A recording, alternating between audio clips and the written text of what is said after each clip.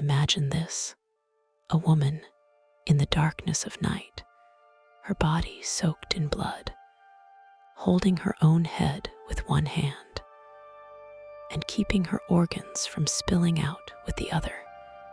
She wasn't walking. She wasn't running.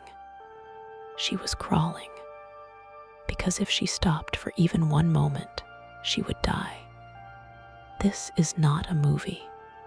This is not fiction. This is a true story. Her name was Alison Botha.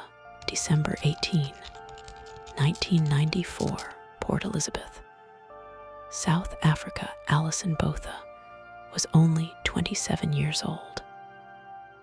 It was an ordinary night.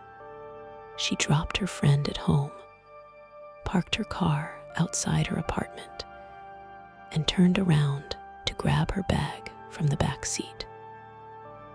That single moment changed her life forever.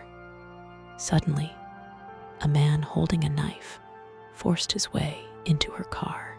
Before Alison could react, she became a prisoner inside her own vehicle.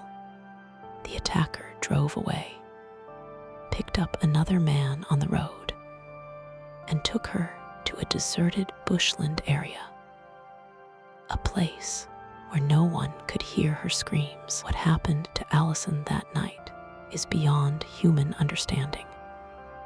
She was brutally attacked. Her screams disappeared into the darkness. Eventually, the attackers decided to kill her. When they left, they were completely certain that she was dead. A lifeless body lying in the dirt, surrounded by silence. But they were wrong. Alison was still breathing, lying there in the dark, covered in blood. Alison realized one thing very clearly: if I don't move from here, I will die, and no one will ever know what happened to me. Before giving up, she decided to leave a sign. With her weak fingers, she wrote the names of her attackers in the sand, and beneath them, she wrote 4 words that later made the world cry: "I love Mom." This could have been her. Then she began to move. Her body was failing her. Her head kept falling backward. With one hand, she held her head in place. With the other, she held her body together. And she started crawling.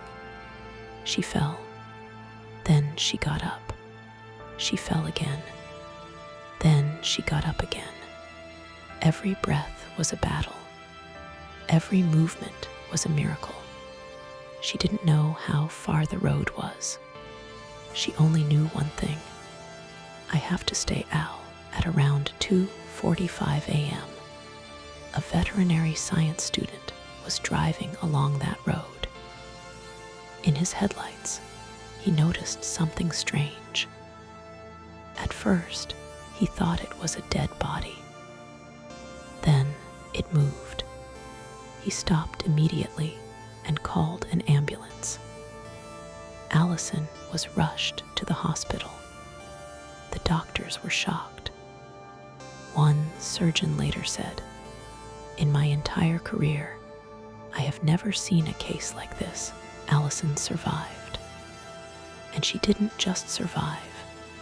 She identified her attackers from her hospital bed. Franz du Toit and Thunes Kruger were arrested.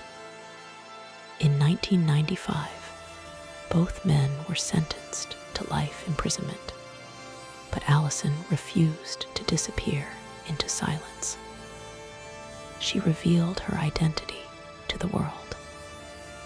She became a motivational speaker, traveled to more than 30 countries, and wrote a book about her life. Doctors had told her she might never become a mother, yet she gave birth to 2 sons. In 2023, her attackers were released on parole.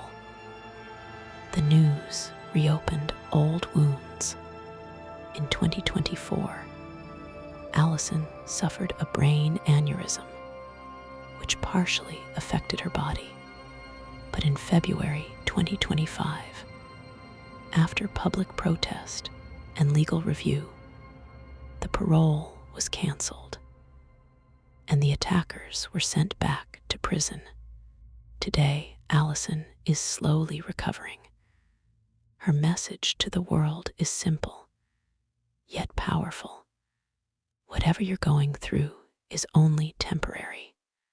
It may feel overwhelming right now, but if you keep moving forward, you will come out on the other side. I will be okay. Alison Botha's story is not just about survival. It is about the human spirit, the strength that refuses to surrender, even when everything If you like this type of stories, please subscribe to my channel. Thank you.